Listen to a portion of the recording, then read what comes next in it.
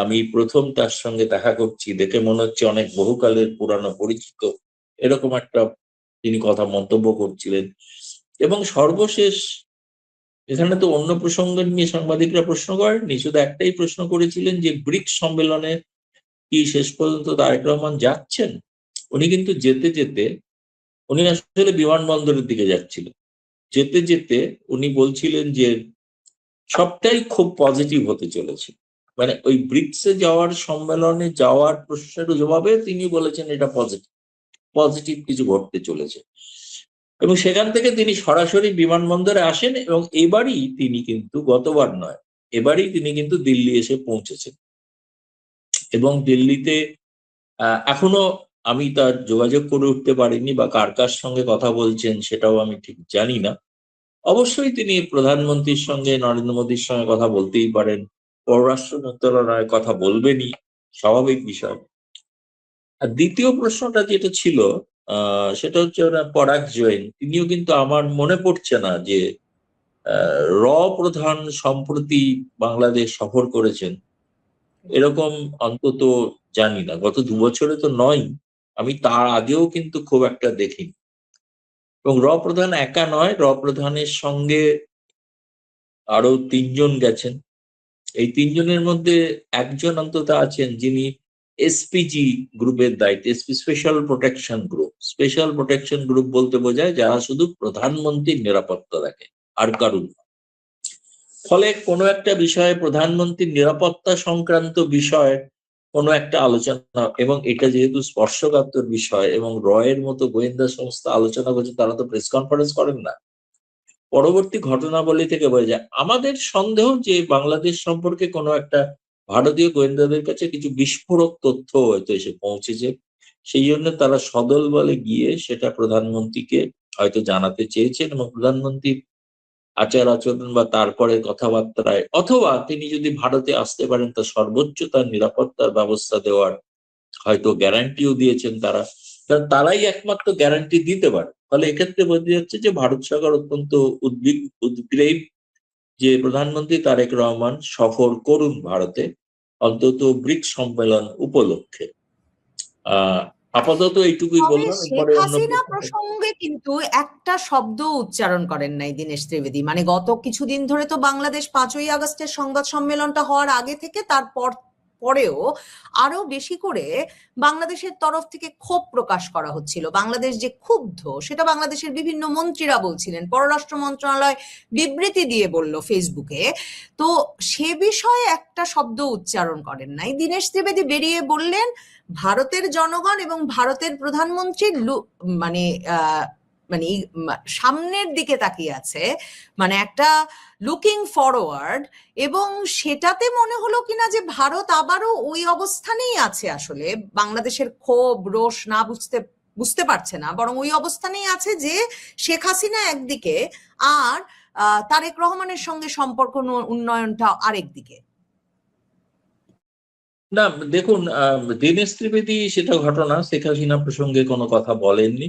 আহ যেটুকু সংক্ষিপ্ত মানে প্রশ্নোত্তর হওয়ার সুযোগ হয়েছিল, তাতে বাংলাদেশের সাংবাদিককেও শেখ হাসিনা প্রসঙ্গটা উত্থাপন করে, তাদের কাছে প্রায়োরিটি ছিল, অগ্রাধিকার ছিল যে তারেক রহমান যাবেন কি যাবেন না ভারতে, সেটাই। কিন্তু যেটা পরবর্তীকালে আমরা দেখলাম, পররাষ্ট্রমন্ত্রী যে সাংবাদিক বৈঠক করেছেন, তিনি সেখানে বোঝানোর চেষ্টা করেছেন যে আমরা যে শেখ হাসিনা সম্পর্কে যে কথা বলেছি সেটা ভারত প্রথমে বোঝেন। আমরা আশা করছি যে এখন তারা বুঝবেন।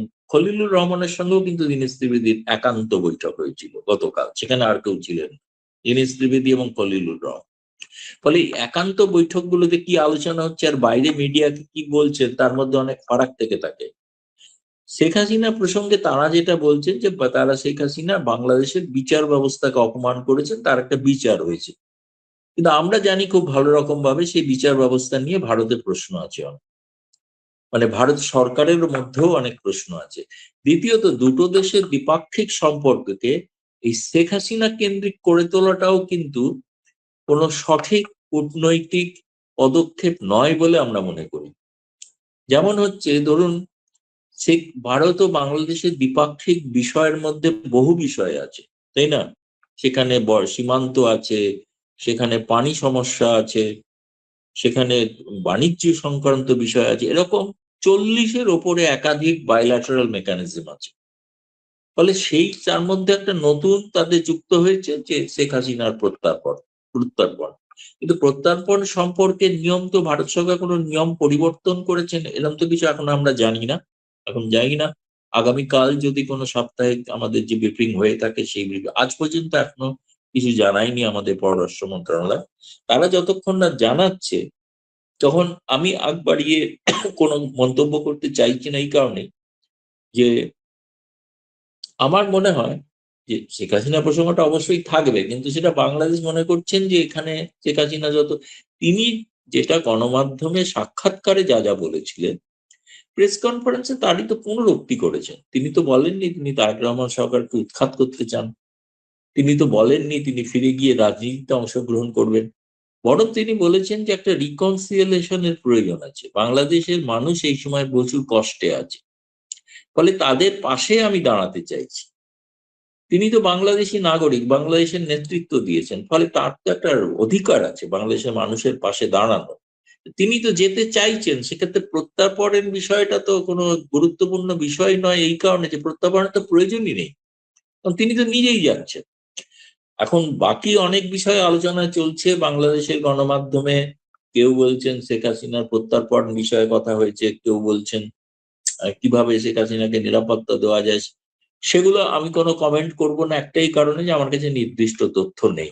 কিন্তু এটা আমি জানি, যেটা বলছি, এই ঘটনার পরে তিনি শ্রীবিদ দিল্লি এসছেন এবং দিল্লিতে আজকে তিনি নিশ্চয়ই শীর্ষ পর্যায়ে তিনি কথা বলবেন। ইতিমধ্যে যে গোয়েন্দাদের যে 4 জনের দল তারা ঢাকায় রয়েছেন, তারা তাদের সেখানকার যে গোয়েন্দা সংস্থা কাউন্টার, মানে যাকে বলা হয় যে তাদের যেটা বিপরীতে যেটা বাংলাদেশে, তাদের সঙ্গে সেই আলাপ ডিজিএফআই এর আলোচনা করবেন আমন্ত্রণেই বলে তারা অনুমান গেছে। করতে পারি। স্মরণকালের মধ্যে প্রধানের ঢাকায় যাওয়ার কোনো মানে ঘটনা মনে করতে পারছেন না আপনি বলছিলেন, আমিও মনে করতে পারছি না, কিন্তু বাংলাদেশ ভারত সম্পর্কে তো একটা বড় ধরনের পরিবর্তনও এসেছে পররাষ্ট্র মন্ত্রণালয়ের বদলে। এই সম্পর্কটা তো এখন মানে নিরাপত্তার লেন্সে দেখা হচ্ছে, জাতীয় নিরাপত্তা উপদেষ্টা অজিত দোভাল দেখছেন। সেদিক থেকে এই যে আপনি বলছেন যে নিশ্চয়ই বড় কোনো খবর, সেটা যেমন একটা আলোচিত হচ্ছে যে কোনো সশস্ত্র সংগঠন, জঙ্গি শিবিরের যে ছবির কথা সেই 2025-এর নভেম্বর থেকে আমরা শুনছিলাম যে খলিলুর রহমানের হাতে দেওয়া হয়েছে, সেই সব জঙ্গি শিবির বন্ধ করতে এই বৈঠক কিনা, সেই নিয়ে যেমন আলোচনা হচ্ছে, তেমনি শেখ হাসিনা যে ঘোষণা দিয়ে দিয়েছেন উনি ফিরবেন, ফিরলে তার একটা জীবনের ঝুঁকি আছে, ভারত সেটা মনে করে, সেটা নিয়ে ভারতের একটা উদ্বেগ আছে যে ভারত সরাসরি মনে করে পাকিস্তানি গোয়েন্দা সংস্থার মদদে তাকে হত্যা করা হতে পারে, সে খবর ভারতের গোয়েন্দারা মনে করেন এবং সেটা নিয়ে উদ্বেগ আছে। সেটা বাংলাদেশের সঙ্গে আলোচনায় তারা গিয়েছেন, এ কথাটাও তো অনেকে লিখছেন। না, এগুলো স্বাভাবিক অনুমান, কারণ যেহেতু শেখ হাসিনা ঘোষণা করেছেন তিনি যাবেননি ডিসেম্বর মাসে, ফলে দায়িত্বশীল রাষ্ট্র হিসেবে যেমন ভারত সরকারের একটা দায়িত্ব আছে, কিন্তু সেই দায়িত্বটা তারা শেখ হাসিনাকে ছেড়ে দিতে পারেন না। এরকম তারা নিশ্চয়ই কোনো ব্যাক চ্যানেলে, মানে বাংলাদেশ সরকারের সঙ্গে, দেখুন যেভাবে তিনি এসেছিলেন সেটা তো একটা আলাপ আলোচনার মাধ্যমে এসেছিলেন না, তিনি তো একা একা কোনো সিদ্ধান্ত নেন। কারণ বাংলাদেশ বায়ুসেনার হেলিকপ্টার, তার বিমান, তারা চেপে এসছেন, ফলে তারা তো তার মানে সেফ এক্সিট যেটাকে বলা হয়, সেফ এক্সিটের ব্যবস্থা করেছিলেন, তারাই করেছিলেন না। তা আজকের দিনে তাদেরকেই আবার যদি সেই আর কি সেফ মানে গ্রহণ যদি বলেন, সেই গ্রহণ করা, তারপরে তার ওখানে কিভাবে বিচার হলো কি হলো না সেটা তো পরবর্তী বিষয়। কিন্তু তিনি যে ফিরতে চাইছেন, এক্ষেত্রে দেখুন শেখ হাসিনার মতো একজন নেত্রী, যিনি বিশ্বের সব থেকে বেশি সময়ের মহিলা প্রধানমন্ত্রী, তার জীবনের নিরাপত্তা সম্পর্কে কোনো অঘটন ঘটলে সেটা কিন্তু ভারতও তার দায় এড়াতে পারবে না, বাংলাদেশও পারবে না। ফলে এটা বাংলাদেশকে বোঝানোর হয়তো প্রয়োজন আছে যে গোটাটাকে এইভাবে এরকম যে রাস্তাঘাটের যে মন্তব্য করা হয়, আরো এলে ফাঁসিতে ঝুলিয়ে দেবো, এখন এটা এভাবে হয় না। প্রথম কথা, যে বিচার ব্যবস্থার কথা বলা হচ্ছে সেই বিচার ব্যবস্থা সম্পর্কেই তো ভারতের আপত্তি আছে। ভারত তো বলেনি যে আপনাদের আইসিটি ট্রাইব্যুনালের রায় সব সঠিক হয়েছে, এরকম তো কোনো কমেন্ট আজ পর্যন্ত ভারত সরকার করে, তাই না? ভারত সরকার কি বলেছে কখনো যে আইসিটি ট্রাইব্যুনালে যা হয়েছে সব ঠিক? বরঞ্চ যে রায়টা গোটা বাংলাদেশের মানুষ জানে না, যে রায়ের কপি বাংলাদেশের সাংবাদিকরা জানে না, এমনকি আপনিও দেখেননি কোথাও, কোনো কি ওয়েবসাইটে আপলোড করা আছে? আমাদের দেশে কি হয়, একটা জাজমেন্ট হলো, জাজমেন্টটা সুপ্রিম কোর্টের ওয়েবসাইটে দিয়ে দেওয়া হয়, তাই না? এই জাজমেন্টে সবাই আমরা মুখে মুখে শুনছি তার ফাঁসি হয়েছে, কিন্তু পয়েন্ট হচ্ছে কেন ফাঁসি হয়েছে তার তো একটা ব্যাখ্যা দিয়ে সে জাজমেন্টে যেটাই করে থাকুক, ভুল ভ্রান্তি সঠিক যাই হোক, সেটাকে তো আপলোড করে দেখাতে হবে যাতে গোটা বিশ্ব দেখবে। তো জাজমেন্টের কপি লুকিয়ে রেখেছেন কেন টেবিলের নিচে? এটাই তো অদ্ভুত বিষয়, তাই না? সেই জাজমেন্টটা যেখানে আপনারা কেউ দেখেননি, আপনারা শুধু শুনছেন, এবং সব নেতা মন্ত্রীরা বলে যাচ্ছেন তাকে আইসিটি ট্রাইব্যুনালে ফাঁসি দেওয়া, যে কিভাবে হয়েছে দেওয়া সেটা জানিয়ে দিক না। সেই রায়টা কপাতার, কত কত কত ধরনের ডকুমেন্ট, কত ধরনের সাক্ষ্য প্রমাণ তাতে ব্যবহৃত হয়েছে, সবটাই দিতে হবে না? যার নিয়ম সাধারণত যে কোনো আন্তর্জাতিক বিধি অনুসারে। আর একটা জিনিস বাংলাদেশ সরকার হয়তো জানেন না, সেটা হয়তো বারবার মনে করিয়ে কোনো লাভ নেই, যে ভারত আন্তর্জাতিকভাবে আইসিটি জাতীয় বস্তুকে কখনোই স্বীকৃতি দেয় না। কারণ ভারত সেই আইসিটি গঠনের জন্য যে যে আন্তর্জাতিক বিধি আছে তাতে ভারত স্বাক্ষরকারীও না। ফলে আইসিটি নিয়ে আপনি যা খুশি করতে পারেন, ঠিক আছে? আপনি যদি আদালতে বিচার করতেন, উচ্চ আদালত যদি রায় দিত, তাহলে সেক্ষেত্রে সেটা গ্রহণযোগ্যতা আছে। কিন্তু আইসিটি নামক বস্তুটাই তো ভারতের কাছে আপনি প্রশ্ন করলে জবাব পাবেন ওটা খায় না, মাথায় দেয়। কি জিনিসটা কি? আর আমরা তো জানি না ওটা কি, আমরা তো স্বাক্ষরও করি। ফলে এই সমস্ত বিষয় কিছুটা আসলে এইসব বলে না, বাংলাদেশে আমি যেটা বুঝতে পারছি, বাংলাদেশে মানে একটা ডোমেস্টিক কম্পালশন আছে। তারা যে মনে করেন যে কনস্টিটিউয়েন্সি তাদের হয়ে কথা বলেন, যাতে পাছে কোনো কারণে জামায়াত বা এনসিপি যাতে বাড়তি সুযোগ না পায়। তাদের চাপে আছেন বাংলাদেশ সরকার। সরকার যে বেশ চাপে আছে এটা তো আমরা সকলে মানে সূর্যের আলোর মতো দেখতে পাই। ফলে তারা চাইছেন ওই কনস্টিটিউয়েন্সিটাকে কনস্ট্যান্ট কাটে, কিন্তু শুধু শেখ হাসিনা ভিত্তিক একটা তো পররাষ্ট্রনীতি হতে পারে না। আপনার যদি এবার আমি আসি, ধরুন এটা বারবার আগেও বলেছি আবারও বলেছি, আজকে কিন্তু পররাষ্ট্রমন্ত্রী চমৎকার ব্যাখ্যা করেছেন, সেটা ভুল ব্যাখ্যা কিন্তু করছে কিছু কিছু সাংবাদিক। উনি বলেছেন প্রধানমন্ত্রীকে আমন্ত্রণ জানানো হয়নি, বিমস্টেকের সভাপতিকে আমন্ত্রণ জানানো হয়েছে। খলিলুর রহমান কিন্তু ক্ল্যারিফাই করে দিয়েছেন, তাকে প্রধানমন্ত্রী নরেন্দ্র মোদী যে আমন্ত্রণ জানিয়েছেন সেটা পেন্ডিং আছে, সেটা আছে, সেটার ব্যাপারে সিদ্ধান্ত হয়নি ঠিকই। তিনি ব্রিক্সের সম্মেলনে আউটরিচে যাওয়ার জন্য ব্রিক্সের সভাপতি আমন্ত্রণ জানিয়েছে বিমস্টেকের সভাপতিকে। সেটা তো স্বাভাবিক প্রক্রিয়া না, যেভাবে ভারত অন্যান্য দেশকেও আমন্ত্রণ জানাচ্ছে। তাদের তো এরকম নয় তারা ব্রিক্সের সদস্য বলে আমন্ত্রণ জানাচ্ছে ভারত, মানে ভারতের প্রধানমন্ত্রী তিনি যেহেতু এখন প্রধানমন্ত্রী নরেন্দ্র মোদী।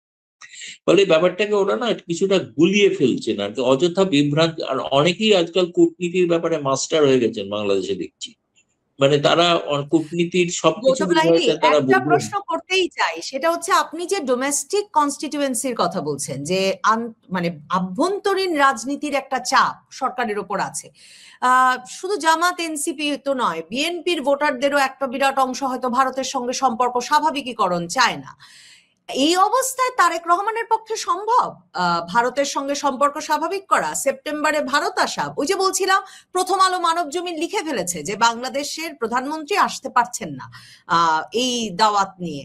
তাহলে আসলে এই যে ভারতের সংবাদ মাধ্যম দেখছি বেশ কনফিডেন্সের সঙ্গে লিখছে, এই দীনেশ ত্রিবেদীর সাথে বৈঠক শেষেও আমি দেখলাম ইউএনআই সেখানে এই বিশ্লেষণ ছাপা হয়েছে যে ব্রিক্সের এই সফরটা, ব্রিক্সের আউটরিচ পর্বে অংশ নিতে তারেক রহমান আসবেন বলেই ধারণা করা যাচ্ছে। মানে এই ধারণাটা কোথা থেকে হচ্ছে সেটা একটা।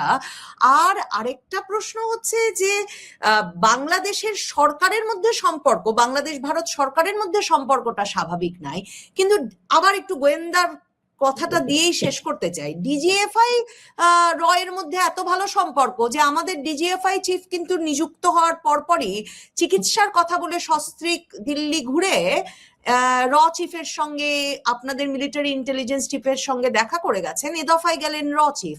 তো এটাকে কিভাবে দেখছেন আপনার দীর্ঘ সাংবাদিকতার ইতিহাস, মানে অভিজ্ঞতায়, যে সরকারের সরকারের সম্পর্কটা সামনে খুব ভালো নাই, ওইদিকে রুদ্ধদ্বার বৈঠক আর গোয়েন্দাদের মধ্যে খুব সক্রিয় সম্পর্ক? বেতন, বাসা ভাড়া, হ্যাঁ, সো এরকম এই জিনিসগুলো সবই কিন্তু ইফেক্টেড হইতেছে। এই যে আপনি যেমন বললেন যে আপনার শ্বশুর বাড়ির যেটা, হ্যাঁ, তো 3 লাখ মানুষ একইভাবে বেকার হয়ে যাওয়া মানে হলো গিয়ে আরো আরো 9 লাখ মানুষ, আমরা 3 দিয়ে গুণ করি, ধরলাম যে তার উপর নির্ভরশীল 3 জন, তাই না? আরো 9 লাখ মানুষ সাফার করতেছে। তো কি দাঁড়াইলো বিষয়টা? আমরা 12 লাখ মানুষ পাচ্ছি যাদেরকে জোর করে গরিব বানায় দেওয়া হয়েছে, যারা আগে খেয়ে পরে বেঁচে থাকতো, তাই না?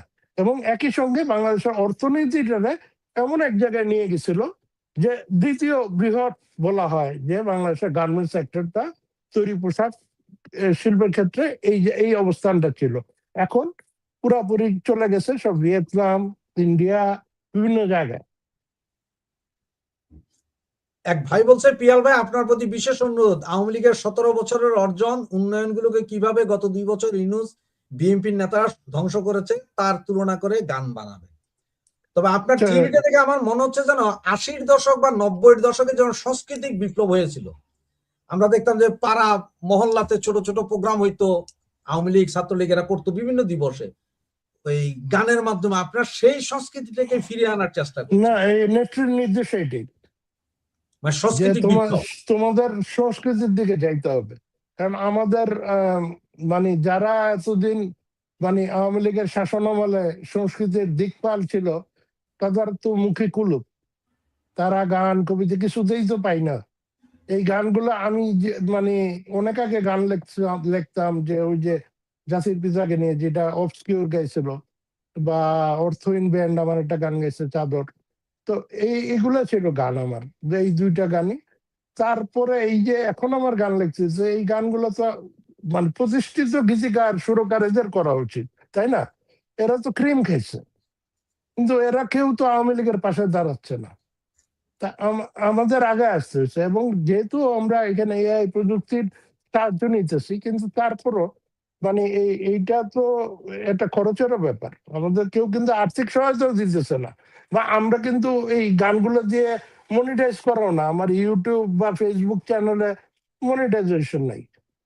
সো এগুলো ফ্রি বিল আছে, অনেকে এই গান আপলোড মানে ডাউনলোড করে আপ করে আমার থেকে বেশি ভিউ পাচ্ছে, পয়সাও কামাচ্ছে। তো আমাদের একটাই, যে গানগুলো ছড়াক, যাদের জন্য গান তাদের কাছে গানটা পৌঁছাক, এইটাই আমার হলো গিয়া মেইন টার্গেট।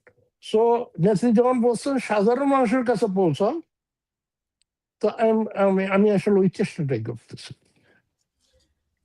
পিয়াল ভাই, আমার যে প্রশ্নটা সেটা হচ্ছে যে এখানে 2টা ভাগ আছে প্রশ্নে।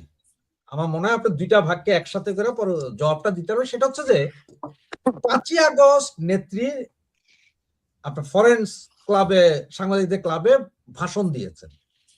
আমার কথাটা যে 5ই আগস্ট 2024-এ আওয়ামী লীগ সরকারের বিরুদ্ধে তথাকথিত একটা আন্দোলন, ছাত্র আন্দোলন বলা হচ্ছে, মৌলবাদীদের আন্দোলন, সেনাবাহিনীর বেইমানি, সবকিছু মিলে নেত্রীকে দেশ ত্যাগ করতে বাধ্য হয়েছিল।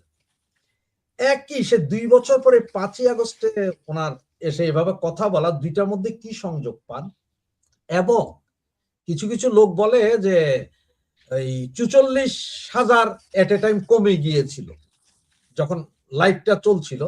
কিন্তু আমি যতক্ষণ, কারণ আমি তো প্রথম থেকে এই জিনিসটা খুব মজার, 44 বলতেছে, 44,000 ওরা বলতেছে কমে গেছে, আর আমরা অঙ্ক করে হিসাব করলাম যে 44 কোটি মানুষ ইনস্ট্যান্ট লাইভ দেখছে সারা বিশ্বে। না, এই জায়গায় আমার একটা কথা, যে আমি যখন লাইভটা আমিও 44 মিলে গেছে, হ্যাঁ, আমিও সরাসরি লাইভ দিলাম, ওই সময় আমারও এট এ টাইম আমার 4টা চ্যানেল থেকে এট এ টাইম চলতেছিল। সাউন্ড সমস্যার কারণে হঠাৎ করে দেখলাম যে একটু স্টপ হয়েছে, কিন্তু এরপর আবার চালু হয়েছে। ওইখানে যদি 44 কমে যায়, আমাদের এক একটা ইউটিউব চ্যানেলে 20,000, 25,000, 30,000 করে কিন্তু মানুষ লাইভে ঢুকে গেছে। যারা আওয়ামী লীগের পেজ বা ইয়ের পেজে দেখতেছিল তারা আমাদের পেজে চলে আসছে। তাহলে এখানে কি কমলো কোথায়? এগুলো ফাঁচুকে আলাপ। ওরা নানাভাবে এইটাকে মানে মানে ইয়ে করার চেষ্টা করতেছে, ডিনাউন্স করার চেষ্টা করতেছে, বলতেছে চেহারা দেখায় নাই, মরে গেছে। হ্যাঁ, মানে অনেক কথাই তো বলতেছে যে রুমিন ফারহানা শুনলাম এই খালেদ মহিউদ্দিন একই রকম একটা ফাউল লজিক দিয়ে আসছে, চেহারা দেখেন। আমরা এটা আমাদের এক শ্রোতা বলছিলাম এটিএম লাইভ যে ডিপ্লোম্যাটিক কিছু ব্যাপার প্রোটোকল আছে। শেখ হাসিনা উনি প্রেস কনফারেন্স করছেন, চেহারা দেখান নেই, অডিওতে আসছেন এবং উনি ওইখানে ওনার হয়ে সজীব ওয়াজেদ জয়ের উত্তর দেওয়ার কথা ছিল, তারপরে উনি মুখের কথা কারণে নিজেই উত্তর দিচ্ছেন। ঠিক আছে, বাকিদের কিন্তু ওইরকম কিছু বলতে হয় নাই তেমন, সব উনি নিজের মুখে বলছেন। এইটা তো প্রচেষ্টা করে এখানে ওই যে আমাদের নাকি কোন একজন বড় নেতা আছেন, রাশেক হায়দার না কি নাম, সে নাকি রাশেক রহমান, রাশেক রহমান, সে নাকি বলছে যে এইখানে রেকর্ড করা বক্তৃতা দেওয়া হবে বা এই টাইপের। তো এইরকম স্টুপিডিটি তো আছেই। মূল কথা হচ্ছে যে তারা ভীত সন্ত্রস্ত পুরাপুরি, হ্যাঁ, ভয়ে আছে। এর ভিতর চলতেছে আবার নিজেদের কোন্দল। ঠিক আছে, শেখ হাসিনার ভয়টা তো আছেই, যে শেখ হাসিনা যখন বলছেন উনি আসবেন, তার মানে উনি আসবেনই। ওনাদের সময় দিচ্ছেন আর কত, 4 মাস আছে, তাই না? সেপ্টেম্বর, অক্টোবর, নভেম্বর, ডিসেম্বর, তাও পুরা নাই তো।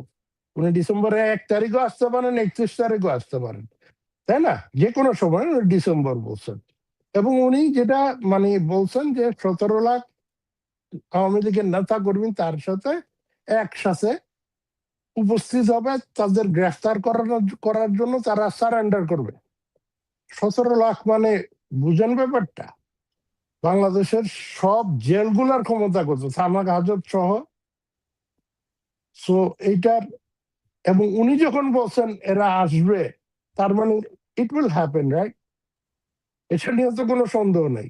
কিন্তু এরা নানা ধরনের, এরা বলতেছে যে মিডিয়াতে শেখ হাসিনার কথা প্রচার করা যাবে না, তারেক রহমান দেখা যাচ্ছে গিয়ে ওইটা দেখতেছে। তো এগুলা এগুলো কি বলে, ফার্স বল। আবার কালকে ঠিক আছে, বলছে যে কিছু প্রকাশ করা যাবে, পুরা না, লিমিটেড। না কিছু কিছু মানে তো কিছু তো আগেই প্রকাশ হচ্ছে, তাই না? মিডিয়া তো যারা সাংবাদিক তারাও তো সে আনা। তুমি সাকিব আল হাসানের বাড়িতে বোমা মারছো, সাবেক প্রতিমন্ত্রী নফেলের বাড়িতে বোমা মারছো, আগুন দিছো, ওই নিউজ দিয়ে নিচে লেখছে কি কারণে? তো ওইখানে তো বলা হইতেছে শেখ হাসিনা সংবাদ সম্মেলন করছেন, ওইখানে উপস্থিত ছিল এরা, ওইখানে এই বলছে বাংলাদেশ সরকার এই সংবাদ প্রচার করতে নিষেধ করছে। ঠিক আছে, মানে ওই যে একটা জোক ছিল না, সচিবালয় নাম প্রকাশ্যে অনিচ্ছুক স্বরাষ্ট্র সচিব বলেছেন এই কথা, এই টাইপের হয়ে গেল আর কি, দুষ্টমি করছে আর কি মিডিয়া। আচ্ছা, বাংলাদেশে তো এখন নরমালি কোনো বিরোধী দল নেই, যাহাই সরকারি দল তাহাই বিরোধী দল, যাহাই বিরোধী দল তাহাই সরকারি দল, ওরা মামু মাইগনার খেলা। তো হঠাৎ করে বিভিন্ন জায়গায়, কলেজে, রাস্তায় ঘাটে ওরা মারামারি, এটার কাহিনীটা মূলত এইখানে এইখানে এইখানে কথাগুলা আমি কিছু সূত্রের কথা বলতেছি, ওকে? এখন এই সূত্রর কথা মানে এটা আমার কথা না ডাইরেক্ট, হ্যাঁ, কিন্তু কেউ একটু চিন্তা করলে কিছু জিনিস মিলাইতে পারবে। আবার এটারে গুজব বইলে উড়ে যায়। ওকে, এখন কি বলতো, আমি একটু সময় নেব এই বিষয়টা। অবশ্যই। হ্যাঁ, প্রথম কথা দেখা গেল যে এই যে এনসিপি তাদের যে পদযাত্রা শুরু করলো, তারা বিভিন্ন জায়গায় মার খাওয়া শুরু করলো। ওই সময়টায় বলা হইতে থাকলো বিভিন্ন জায়গায়, আমরাও বলতাম যে এইটা একটা নাটক, পাচানো খেলা। কিন্তু এই নাটকের কনক্লুশনটা কি? জামাত চাইতেছে যে মানে আমাদের একই ফ্রেন্ড ইউটিউবে দেখলাম বলতেছেন যে জামাত চাইতেছে এনসিপি রে প্রধান বিরোধী দল হিসাবে আনতে।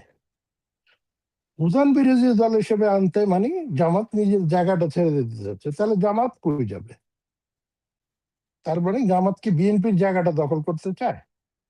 প্রশ্ন উঠবে না?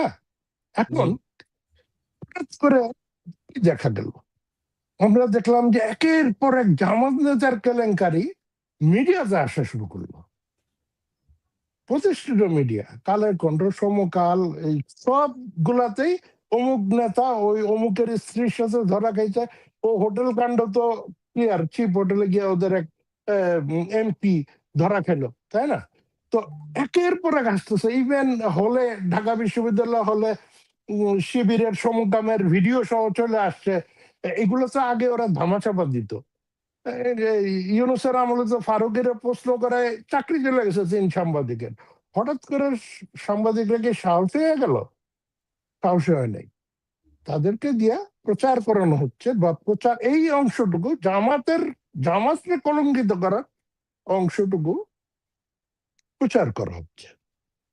তাইলে এখানে প্রশ্ন আসে, জামাত কি করতে চাইতেছে? আমরা 5ই আগস্টের স্টেক হোল্ডারদের এবার বিচার করি, ঠিক আছে? জামাত ইসলামী একটা বড় স্টেক হোল্ডার, এনসিপি বা যত ইনকিলাব মঞ্চ সব কিন্তু তাদের সৃষ্টি। এরা আছে একটা, বিএনপি আছে একটা স্টেক হোল্ডার, বিএনপি। আরেকটা হলো গিয়া ফরহাদ মাজার যে খেলাফতের স্বপ্ন দেখে সেই হিজবুত তাহরির গ্রুপ। এখন এখানে মজার ব্যাপারটা হলো আর্মির কি ভূমিকা? এটা তো ওপেন সিক্রেট যে বাংলাদেশ আর্মি এখন আইএসআই দ্বারা নিয়ন্ত্রিত, ঠিক আছে? তো আইএসআই, বাংলাদেশের জামাত যত স্ট্রং বা দাবি করে তারা স্ট্রং, পাকিস্তানে কিন্তু না। পাকিস্তানে তারা একেবারে নিম্ন সারির একটা দল, লোকেও পছন্দ করে, নিয়ে করেন। সো পাকিস্তানে কিন্তু আইএসআই জামাতের ব্যাকিংটা পায় না। আবার বিএনপির সাথে আইএসআইয়ের পুরান সম্পর্ক, তারেক জিয়ারে তারা রাখছে, পড়াইছে, খাওয়াইছে, ব্যবসা দিয়েছে, সবই করাইছে, তাই না? 17 বছর পালছে। সো আইএসআইয়ের ব্যাকিংটা পাচ্ছে বিএনপি, তো বিএনপি একটা প্রোটেকশন পাচ্ছে। জামাত যেটা করতে চাইছে, ওয়াকারুজ্জামানরা দিয়া, এই যে টার্কি ইন্টেলিজেন্সের ওই অংশটা দিয়া ইরান কিন্তু চলে গেছে। ইরান তারা মিস করছে, কারণ ইরান বুঝে গেছে যে জামাত মুনাফিকের দল। যদিও তারা ওই খামেনি রিয়াতে অন্ত্যেষ্টি গিয়া লোক পাঠাইছিল, প্রতিনিধি পাঠাইছিল, ইরান এটা ইয়া করেনি। সো তারা টার্কি নিয়া, মানে সূত্র বলতেছে এটা, দেখেন যে একটা প্ল্যান ছিল যে ওয়াকারুজ্জামানের সমর্থিত জামাতি সেনাবাহিনী এবং আরাকান আর্মি কিন্তু চুপ, এখন হঠাৎ তাদের একেবারে নীরব, তাই না? আরাকান আর্মির একটা অংশরে দিয়া একটা কোর প্ল্যান হচ্ছে, যেটার মাধ্যমে জামাত বিএনপির সরাই দিবে, হ্যাঁ, ইয়ারা আনবে, ইউনুসরা আনবে, প্রেসিডেন্ট বানাবে, প্রধানমন্ত্রী নির্ভর সরকার বদলায়, প্রেসিডেন্ট প্রধান সরকার বানাবে, হ্যাঁ, জামাত এইভাবে টিকবে, বিএনপি আউট, এনসিপি ইন। এইটা হলো এক অংশ। আবার এইদিকে বিএনপির স্টেকটা, বিএনপি আর্মিতে মোটামুটি ভালো স্ট্রং, তারা এখন জামাতকে চরম ভাবে প্রচারণা শুরু করছে। সো এইটার উত্তর পাওয়া গেল যে কেন জামাত বিএনপি লাগছে। এখানে তাহলে আমেরিকা কই গেল, তাই না? ডিপ স্টেট কই গেল? এরা তো সব ডিপ স্টেটের প্ল্যানের অংশ হিসেবে ছিল। এখন তাহলে ডিপ স্টেট যে হাসে রেখেছিল যে জঙ্গি গোষ্ঠীগুলা, যারা এখনো চেহারা দেখে নেই, আমরা একের পর এক দেখতেছি না যে এখানে বোমা পাওয়া যাচ্ছে, ওখানে বোমা পাওয়া যাচ্ছে, হঠাৎ দেখা গেল সব বিমানবন্দরে হাই অ্যালার্ট, নিরাপত্তা জনিত, এবং বিভিন্ন পুলিশ ভ্যানে হামলা হইতে পারে, এরকম নিউজ আসতেছে না? হামলাগুলো কারা করবে? আওয়ামী লীগ করবে না, তারা জঙ্গি হামলার আশঙ্কা করতেছে। এবং তারা কিন্তু ওই শেখ হাসিনার আমলে করা ওই যে কাউন্টার টেরোরিজম ইউনিট, ওইটা আবার রিস্টাবলিশ করছে, ঠিক আছে? প্রচুর জঙ্গি কিন্তু ধরা খাচ্ছে চামে চিকনে। এই মুহূর্তে ফরহাদ মাজার একটা হাজির বক্তৃতা মঞ্চে, উনি বলতেছেন যে ওই এনসিপির এরা আমেরিকার ইয়াতে ছিল। দেখেন, সে আমেরিকারই প্রতিনিধি। এক সময় ইউএসএইড এর ফান্ড ফরহাদ মাজারের হাত দিয়া বাংলাদেশের সব এনজিও এরা পাইতো। তার বউ নিজেই ইউনুসের ইয়াতে ছিল, উপদেষ্টা ছিল, বউ মানে কি শয্যা সঙ্গী, হ্যাঁ, তো সে তো বিয়ে করে নাই, লিভ টুগেদার। তো সে কেন হঠাৎ এদের এক্সপোজ করে দিতেছে? সে কেন বলতেছে যে এই এরা ছাত্র নেতারা সব আমেরিকান সেফ হাউসে ছিল? হ্যাঁ, বা আনু মোহাম্মদ একটা মন্ত্রিসভার ছায়া মন্ত্রিসভার নিয়ে এদের কাছে গেছিল, পাত্তা পায় নাই। মানে বামাতি অংশটা রিজেক্টেড হয়ে গেছে 4ই আগস্ট। হ্যাঁ, তো এই যে এইসব কথা বলে সে কিন্তু বারবার ওই মুসলিম খেলাফতের কথাই বলতেছে।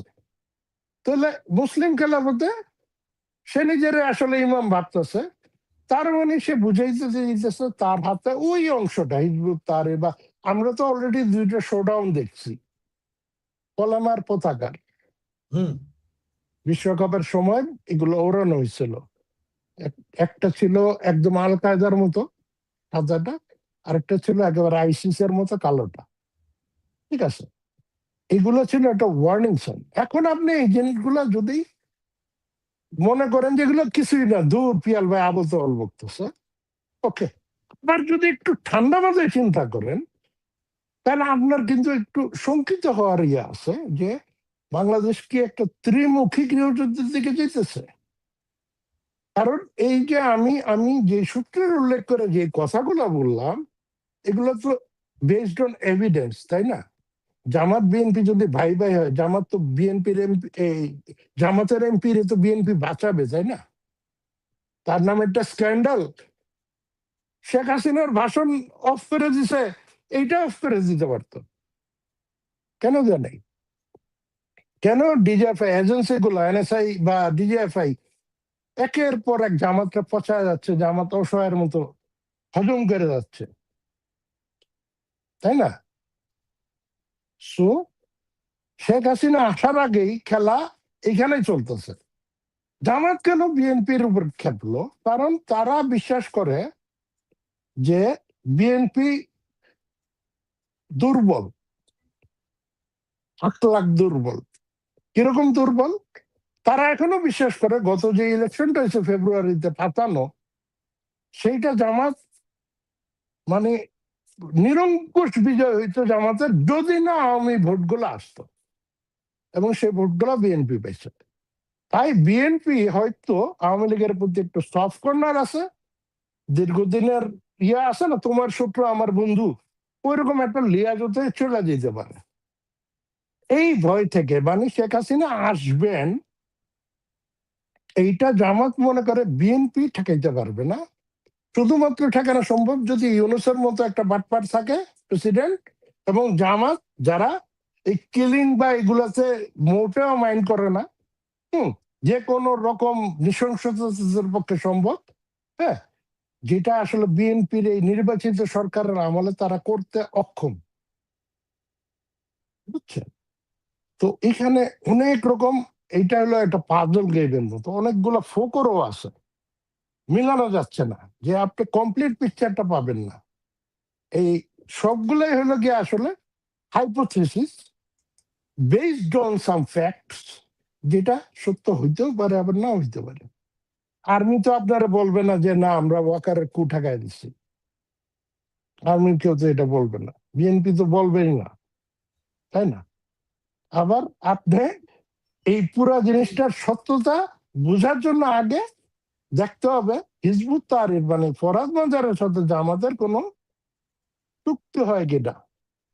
এটা যদি হয় তাহলে জঙ্গি অ্যাটাক দিয়ে শুরু করবে, ঠিক আছে, জঙ্গি অ্যাটাক হবে, জামাত এটারে ব্যাকিং দিবে, সেনাবাহিনীতে ওই ওয়াকার এবং আরাকান আর্মির গ্রুপটা দখল নেবে ইমার্জেন্সি দেখায়, এবং তখন ওই ওই যে সংবিধানের যে গুবলেটটা আছে ওইটা দেখায় ইউনূসরা প্রেসিডেন্ট বানায়, তারা সেনা শাসন জামাত ইসলাম। কারণ সব দেশে সবখানে সেনা শাসনেই জামাত ইসলাম সবসময় ভালো থাকে, এটা ওদের ঐতিহাসিক না।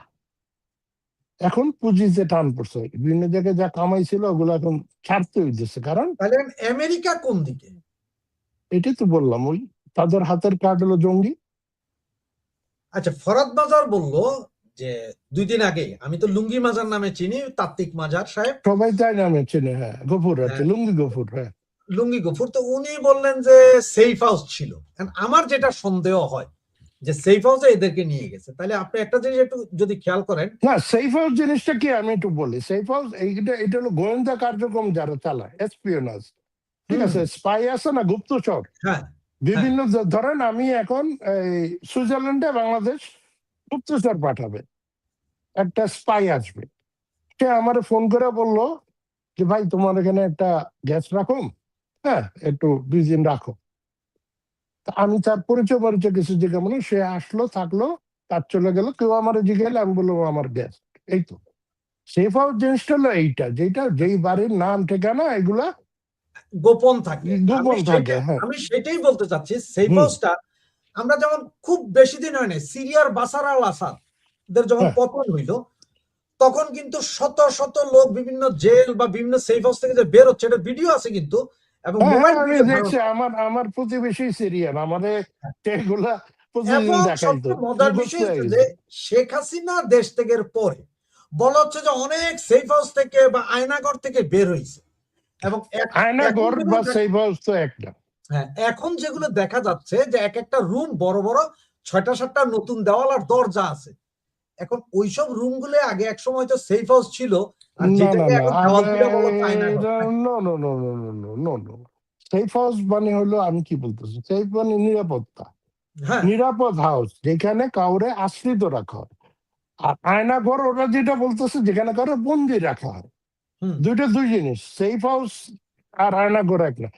কিন্তু এরা আয়নাঘর বলতেছে যে তারেক জিয়ারে ওনাকে আয়নাঘরে রাখা হয়েছে, প্রমাণ পাওয়া গেছে। তাহলে হ্যাঁ আয়নাঘর তো আওয়ামী লীগের না।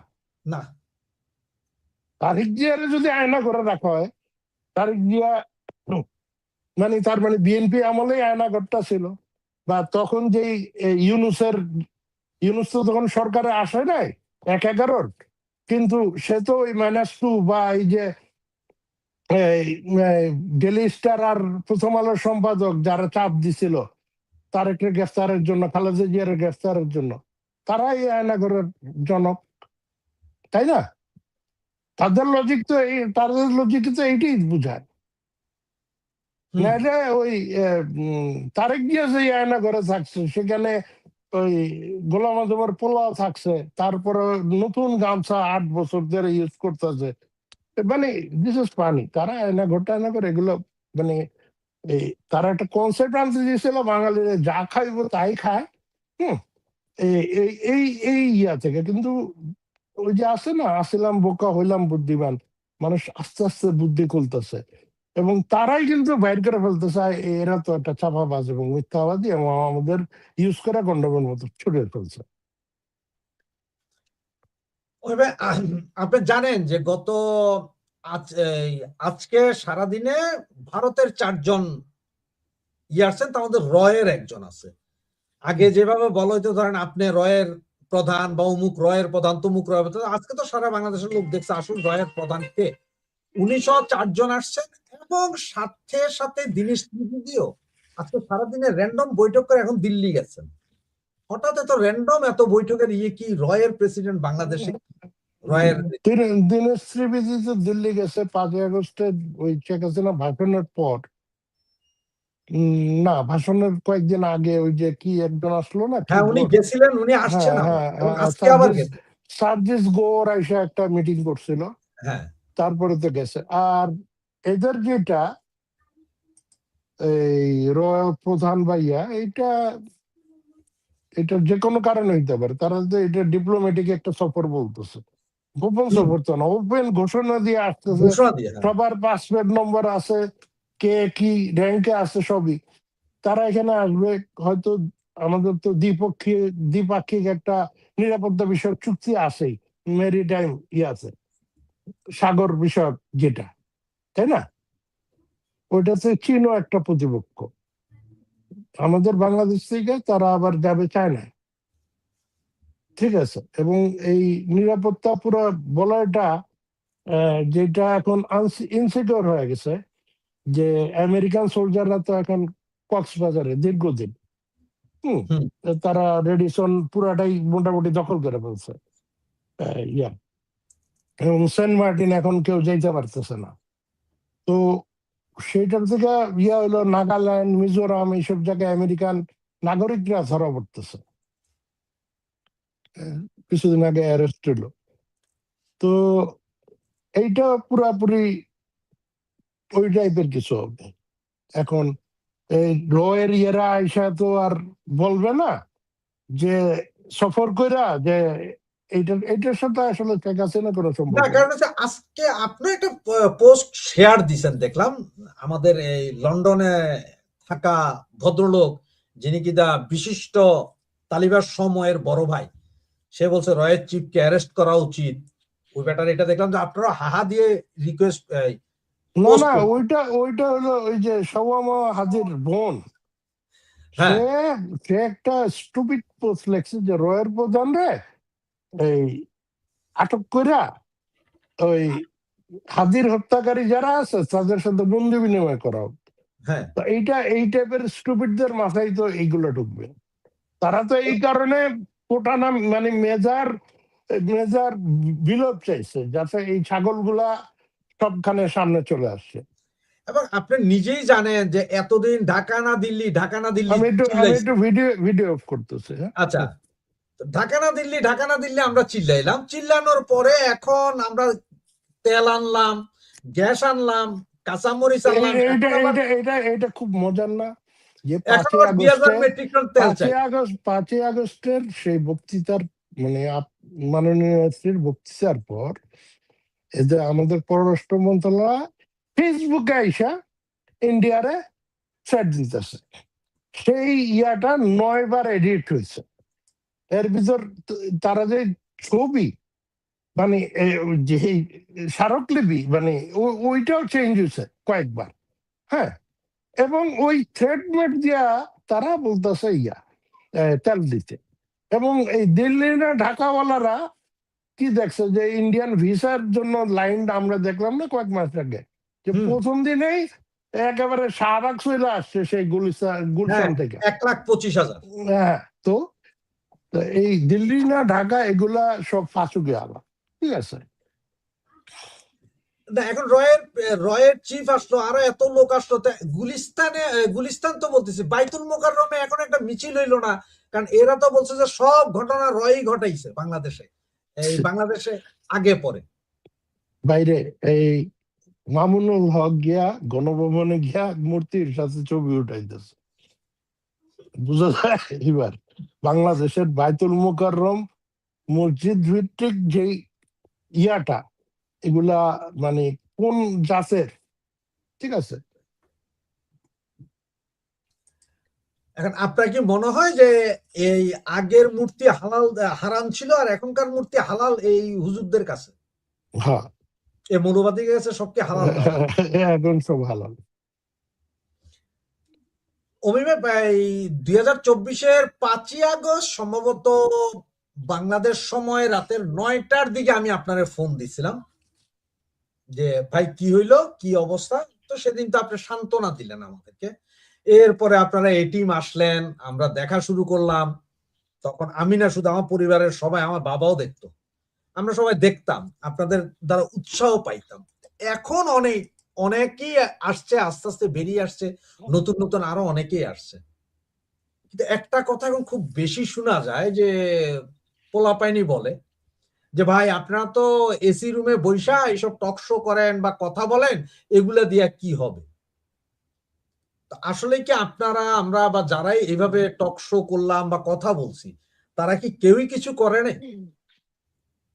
আপনার কি মনে হয়? বাঙালি নিমক হারামের জাত, ঠিক আছে, এবং সবচেয়ে বেশি নিমক হারাম আসলে কি বলবো, থুতু উপরে ফেলাইলে নিজের গায়ে পড়ে, নিজেদের লোক। এরা আসলে বাংলাদেশ আওয়ামী লীগের পলিটিক্সটা কিন্তু ঘরের পলিটিক্স বেশি। আওয়ামী লীগ পলিটিক্যাল দল, সাকসেসফুল পলিটিক্যাল দল, কারণ আমরা ঘরে ফাইট করতে করতে বাইরে পলিটিক্স করতে আসছি। ঠিক আছে, যখন কেউ ছিল না, এইটা বেসিক্যালি প্রতিষ্ঠিত সত্য। অল্প কয়েকজন মানুষই তো চিল্লাচিল্লি করছে, তাই না? এখন অনেকেই বলে আমিও ছিলাম। এখন ওই 4 লাইক 5 লাইক, যার মধ্যে নিজের লাইক 100 ভিউ, এগুলো দিয়ে তো আসলে কাজ বলে না। মোটামুটি যারা একটু পরিচিত, যেমন আগস্টের এই ষড়যন্ত্র ঘটাইছে তারা ইনফ্লুয়েন্সারদের দিয়ে, যাদের বিশাল ভিউ বেজ আছে, তাই না, ফলোয়ার জি আছে, হ্যাঁ, তারা দেখতো, এদের কথা শুনতো, ইনফ্লুয়েন্সড হইতো। একইভাবে আমরা যারা শুরু করছিলাম, আমাদেরও তো একটা বড় ফলোয়ার বেজ আছে, ঠিক আছে, তখন 90,000 বা 1 লাখ ছিল, সেটাও তো কম না। আমার গুলো তো বট না, কারণ আমার মূল আইডিতে তো আমি ফ্রেন্ড, মানে ফ্রেন্ডস অনলি কমেন্ট, ঠিক আছে, এবং এই ফ্রেন্ডরা মানে চুজ করা, যে কেউ, আমি সবাই ফ্রেন্ড বানাই না, ঠিক আছে। আমার অফিসিয়াল আইডিতে সবাই কমেন্ট করতে পারে, সবাই আসতে পারে, সবাই কথা কয়, সবাই পাকনা পাকনা কথা কয়, কিন্তু ওইটাতে যারা কমেন্ট করে তাদেরটা ছিল একেবারে, তারা দীর্ঘ পর খাওয়া পড়াশোনা করার লোক। আমার আইডি 19 বছর পুরানো, সো ওই সময় থেকে তারা ফ্রেন্ড, এবং অনেকে আবার আমার রাজনৈতিক ধারার বিপরীতের। তো আমরা যখন শুরু করছি, এবং এই জিনিসটা অনেকটা মোটিভেট করছে, তো তাই না, যারা দেখতেছে তারা লেখলেখেও পড়ে না, তারা এসে আমাদের ওইখানে কমেন্ট করেও তো সংযুক্ত থাকতেছে, নিজের মনের কথাটা বলতেছে।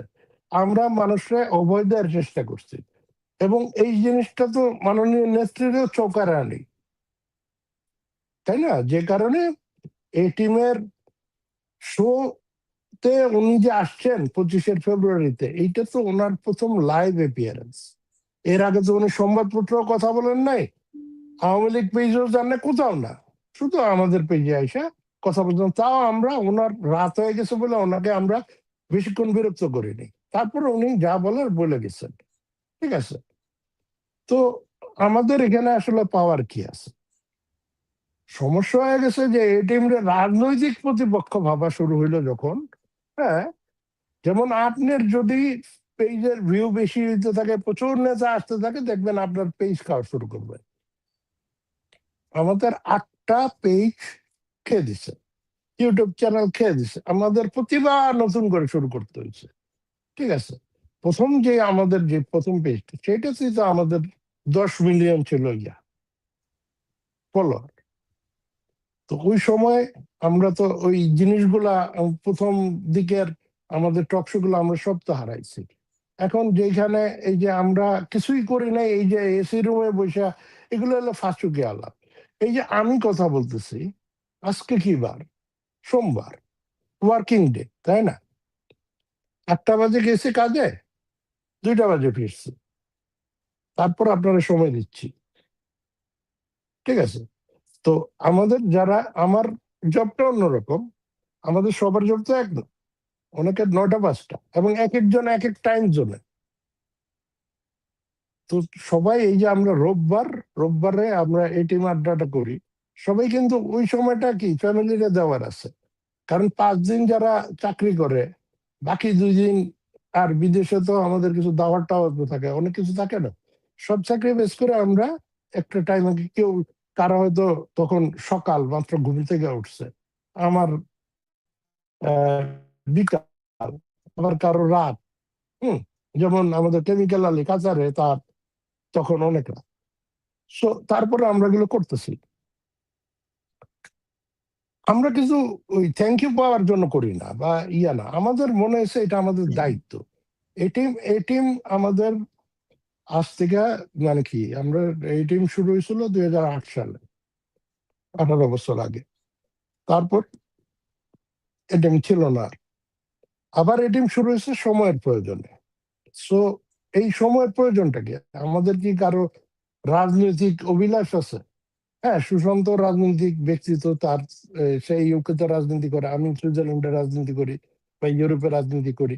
এর বাইরে আমাদের বাকি 6জন তো কেউ রাজনীতির মানুষ না, ডাক্তার চারজনকে আইজুদ্দিনও তো না, চেনাই ইয়াও না, যায়। হ্যাঁ, না, মানে 2জনকে চেনা যায়, 2জনের চেহারা দেখছেন আপনারা, 2জনের ভয়েস শুনছেন, বাকি 4জনের তো পরিচয়, চেহারা কিছুই নাই দেখেননি, তাই না?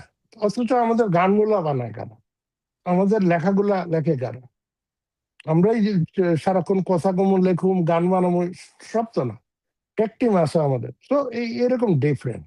সো আমাদের আসলে পাওয়ার কিছু নেই, আমরা জানি যে আপনি কি মনে করেন যে ওই বায়োস্কোপ লেখছে বলে আমার জাতীয় পুরস্কার দিবে না, এই ধরনের কোনো এক্সপেকটেশন নেই। এক একটা গান বানাই না আমাদের $1000 করে দেয়, গ্রাফিক শো। এই যে লাস্ট যেটা বানাইছে এটার পিছনে আমাদের কত $1100 খরচ দিচ্ছে। সো এই টাকাটা কে দেয়? আওয়ামী লীগ দেয় না, আমরা নিজেদের পকেটের পয়সা থেকে দিই। তো আমরা নিজেদের পয়সাও খরচ করুম, সময়ও দিমু। হ্যাঁ, পরিবারের বউ দেখা যাবো আপনি কথা বলতেছেন, আপনার বউ মুখ কালা করে আছে, আরে আজকে একটু নিয়ে বাইরেতেন, তাই না? এরকম হয় না যে ছুটির দিনে প্রতিদিন হ্যাঁ বউ বাচ্চা নিয়ে একটু বেড়ানো বা ইয়া করা, এই জিনিসটা তো স্যাক্রিফাইস করা হচ্ছে। এত কিছু কইরাও মন দিলা না বন্ধু, ঠিক আছে? আইজু দুষ্টামি করে, আইজুর ডার্ক হিউমার মানুষ বুঝতে পারে না, এবং আমরা মাঝে মাঝে কিছু দুষ্কৃতিকারীদের ধরায় দিই যারা একসময় আওয়ামী লীগের বিরুদ্ধে কথা বলছে, এবং এই ষড়যন্ত্রের সময় তাদের অবস্থান আওয়ামী লীগের বিরুদ্ধে ছিল। তারা এখন আওয়ামী লীগের পক্ষ হইয়া দেখি বড় নেতা সাইজে গেছে, বড় লিডার হয়ে গেছে। এদের এক্সপোজ করা তো আমাদের ভুল না, বা যাদের কারণে আওয়ামী লীগের ক্ষতি হয়েছে, 5ই আগস্ট হয়েছে, তাদেরকে এক্সপোজ করাও তো আমাদের ভুল না। তাকে আমাদের সব মাইনে নিতে হবে, তাহলে তো একই ভুল বারবার হবে, তাই না? আমরা চাচ্ছি যে আওয়ামী লীগটা একটা স্ট্রাকচারে আসুক, বঙ্গবন্ধুর আওয়ামী লীগে আসুক, 72-এর সংবিধানে আসুক, আমাদের নেত্রী আল্লাহ তাকে হায়াত দিন, উনি যাতে এই ফয়সালাটা করে দিয়ে যেতে পারেন যে আওয়ামী লীগ একটা সংগঠিত দল হয়, আর এরকম খাওয়া মামা না ঢোকে, আর এরকম গুপ্ত মুক্ত না ঢোকে, আমাদের জন্য বলতে না হয় যে অমুক শিবির ঢুকছে, তারা তো বড় পোস্ট দেওয়া হয়েছে। হ্যাঁ, প্রতিবাদ হয়েছে না, কেউ শুনে নাই, কেন শুনে নাই? লেনদেনটা কি? এইটা নিয়ে আমরা কথা বললে যদি আপনারা বলেন যে নিজেরা নিজেরা লাগা ঠিক না, আরে নিজেরা কি এখানে? আমি আওয়ামী লীগের পক্ষে আওয়ামী লীগরে শয়তান মুক্ত করার চেষ্টা করতেছি, নিজেরা কি? সো এরকম স্টুপিডিটির মধ্যে দিয়ে আমাদের আগাইতে হচ্ছে।